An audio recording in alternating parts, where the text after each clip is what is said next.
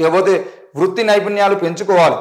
HPS అంటే Hyderabad public school శతాబ్ది ఉత్సవాల్లో రాష్ట్రపతి ద్రౌపది ముర్ము విద్యతో పాటు విద్యార్థులు వృత్తి నైపుణ్యాలను పెంపొందించుకోవాలని రాష్ట్రపతి ద్రౌపది ముర్ము పిలుపునిచ్చారు. బేగంపేటలోని హైదరాబాద్ పబ్లిక్ స్కూల్ శతాబ్ది ఉత్సవాలను పురస్కరించుకొని మంగళవారం నిర్వహించిన గ్రాండ్ ఫినాలే సందర్భంగా విద్యార్థులను ఉద్దేశించి ఆమె ప్రసంగించారు. ఈ సందర్భంగా రాష్ట్రపతి మాట్లాడుతూ 100 ఏళ్ల ప్రయాణంలో హెచ్పిఎస్ ప్రపంచం మెచ్చే గొప్ప మేధావులను తీర్చిదిద్దిందని కొనియాడారు. మైక్రోసాఫ్ట్ సీఈఓ లాంటి ఎంతోమంది ఆ హైదరాబాద్ పబ్లిక్ స్కూల్లో చదువుకున్నటువంటి పరిస్థితి మన సచిన్ టెండూల్కర్ కానీ మిగతా వాళ్ళందరూ అక్కడే చదువుకున్నారు.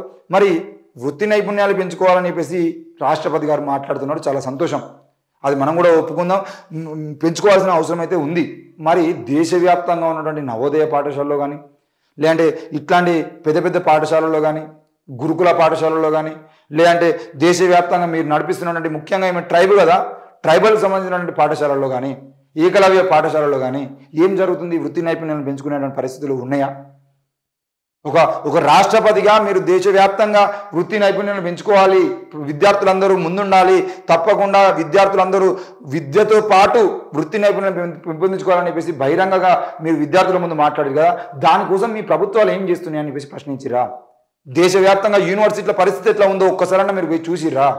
యూనివర్సిటీలలో జరుగుతున్న రాజకీయ దాడులకు సంబంధించిన విషయంలో మీరు చూసిరా? యూనివర్సిటీలో విద్యార్థులు ఆత్మహత్య చేసుకుని చచ్చిపోతా ఉండు. ప్రభుత్వ యూనివర్సిటీలోనే హైదరాబాద్ సెంట్రల్ యూనివర్సిటీ లాంటి యూనివర్సిటీలో కుల వివక్షకు గురై ఒక విద్యార్థి ఆత్మహత్య చేసుకున్న రోహిత్ వేముల, ఆయనకి ఇప్పటివరకు న్యాయం జరిగిరే ఆ విషయం మీద మీకు మాట్లాడే దమ్మున్నదా?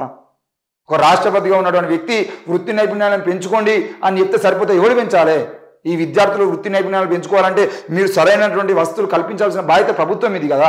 మరి ఆ ప్రభుత్వం విద్యను పట్టించుకుంటుందా? స్కాలర్షిప్లు టైంకి విడుదల చేస్తుందా? కనీసం వాళ్ళకి ఉచిత విద్య KG to PG ఉచిత విద్య అందించాల్సిన భారత రాజ్యాంగం ప్రకారం తప్పకుండా ప్రతి ఒక్కరికి విద్యను అందించాల్సిన బాధ్యత ప్రభుత్వానికి కదా.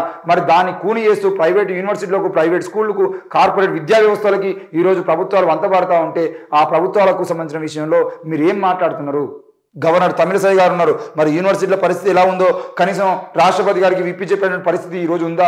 యూనివర్సిటీలలో కూడా బీసీలకు సంబంధించిన విషయంలో కానీ ప్రమోషన్లకు సంబంధించిన విషయంలో కానీ అన్యాయం జరిగిందని నిన్నగాక మొన్న ఉస్మానియా యూనివర్సిటీలో సంతకాల సేకరణ చేస్తున్నారు ఉస్మానియా విద్యార్థులు.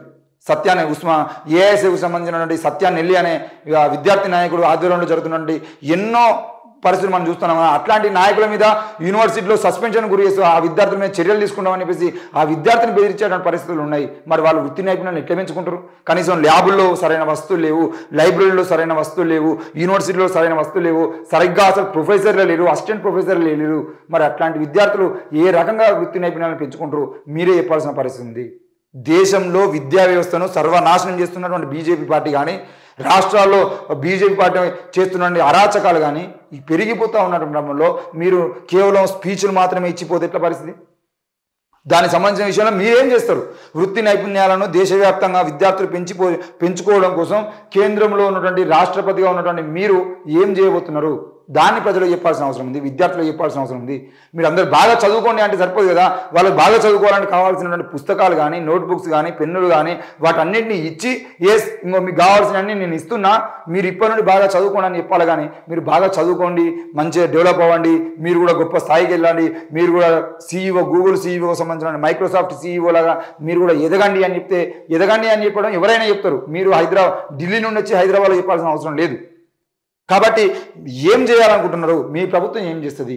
వృత్తి నైపుణ్యాలు పెంచుకునే విషయంలో కానీ దేశవ్యాప్తంగా ఉన్నటువంటి ముఖ్యంగా ఒక ట్రైబ్గా అంటే ఎస్టీ వాళ్ళకు మేము ఈరోజు రాష్ట్రపతి పదవి ఇచ్చినామని, ముఖ్యమైన పదవి ఇచ్చినామని చెప్పేసి బీజేపీ చెప్పుకుంటుంది కదా. కేవలం ఏకలవ్య స్కూళ్ళ పరిస్థితి ఎట్లా ఉందో మీరు ఒక్కసారి శ్వేతపత్రం విడుదల చేసే అవకాశం ఉందా? ఏకలవ్య పాఠశాలను విజిట్ చేసే అవకాశం ఉందా? కనీసం ఒక్క పాఠశాలలో కనీసం బాత్రూమ్లైనా సరిగా ఉన్నాయా? ఒక్కసారైనా మీరు చూసిరా? దయచేసి రాష్ట్రపతి గారికి గవర్నర్ తమిళసై గారికి మేము చెప్పేది ఏంటి అని అంటే, వీలైనంత వరకు విద్యా వ్యవస్థ భ్రష్టు పట్టించేటువంటి ప్రయత్నం చేయకుండా కనీసం వాటిగా బతికేటువంటి స్వేచ్ఛని ఇవ్వండి, సరిపోతుంది. మీరు అందులో ఏలు పెట్టి ఆ విద్యా వ్యవస్థను సర్వనాశనం చేసేటువంటి ప్రయత్నం చేయొద్దు.